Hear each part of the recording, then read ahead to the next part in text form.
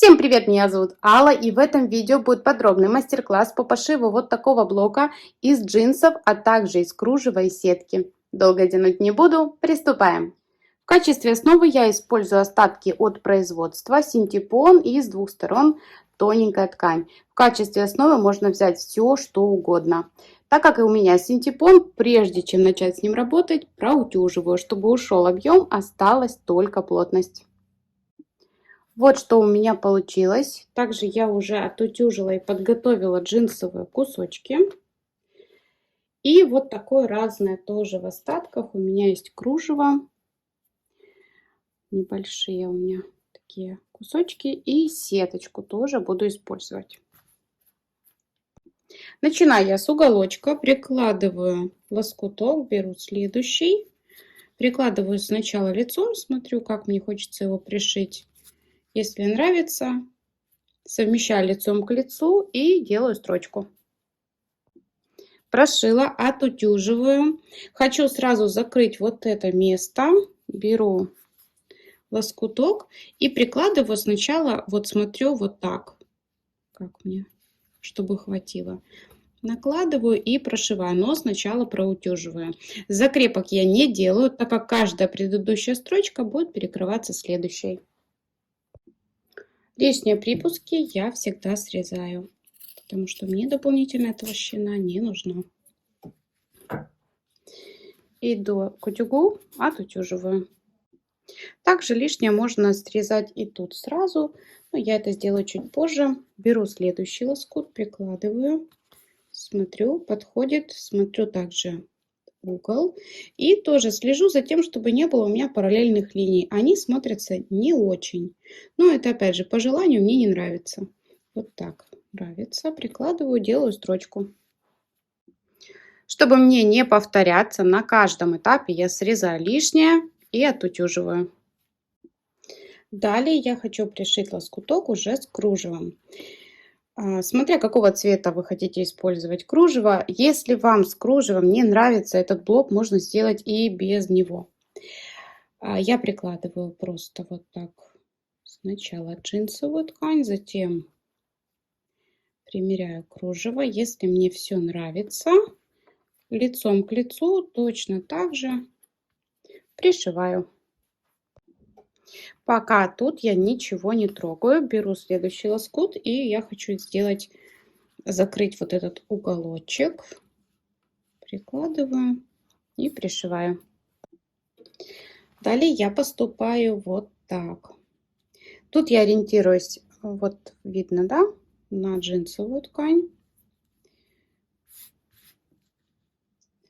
И вот так смотрю, как мне нравится. Параллельных линий у меня нет.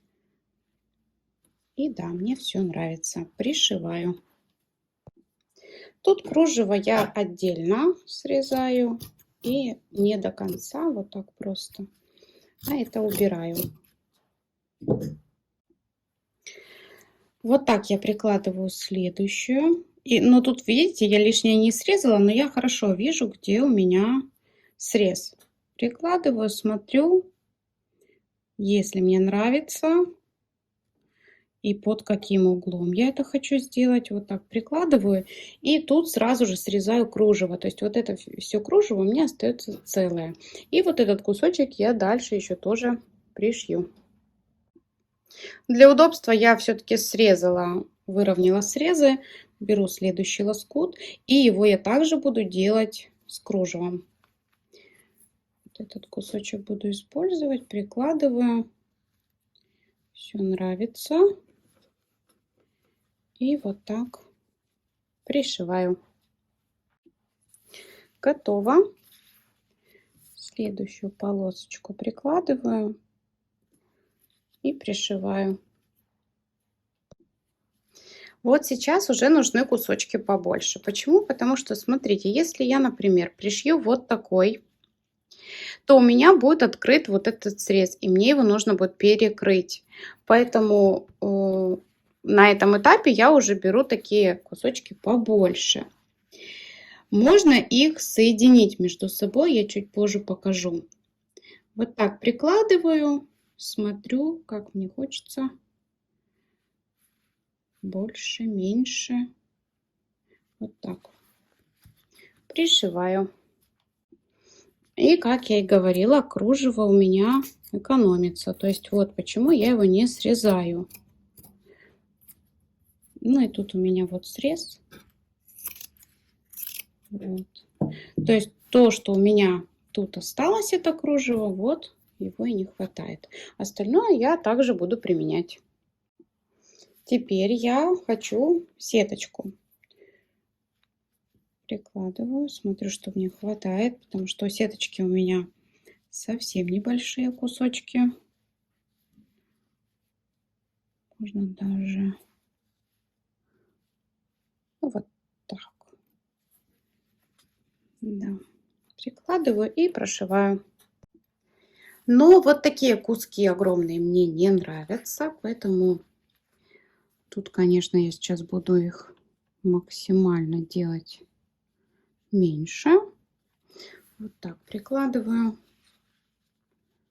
и пришиваю. Сейчас закрою еще этот уголок. Сделаю это максимально удачно, так чтобы у меня тут потом все было хорошо. Ну, примерно вот так. Пришиваю. Готово. Следующий лоскут прикладываю, смотрю, пришиваю. Тут снова можно уголочек сделать, можно с этой стороны. Я хочу постепенно, я так больше люблю. Вот прикладываю, но тут я тоже хочу кружево. Кажется, вот это немножко мне не хватает, но я это учту. Я потом это перекрою. Так, и пришиваю. И чтобы сразу перекрыть этот угол, я вот так накладываю и пришиваю. Тут подбираю лоскут так, чтобы у меня не оставалось лишнего. Можно, конечно, 2 полоски пришить. И вот смотрите, на первый взгляд кажется, что этого кусочка вполне достаточно. Но если я прикладываю вот так и делаю строчку, то есть получается у меня припуск, то мне уголочек не перекрывается. Поэтому тут, если не хотите пришивать 2, то просто берите побольше и вот так проверяйте. Кстати, многие спрашивают, использую ли я стретчевые джинсы. Да, использую. Вот. И вот так складываю и пришиваю. Также я всегда обращаю внимание на вот такие места. Всегда их закрываю. И точно так же проверяю. Вот, казалось бы, вот этого кусочка, да, вполне тут может хватить. Но если я вот так пришью, то толку из него никакого.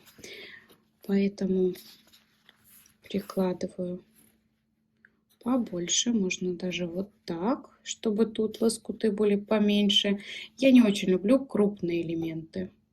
Ну, вот это тоже крупный, но так получилось. Я сейчас вот этот покажу и следующий покажу, что делать, если не хотите длинные полосы или их просто нет. Сейчас я вот этот пришью. Вот так. И дальше покажу. Вот, например, мне нужно сделать полосу, и мне не хватает.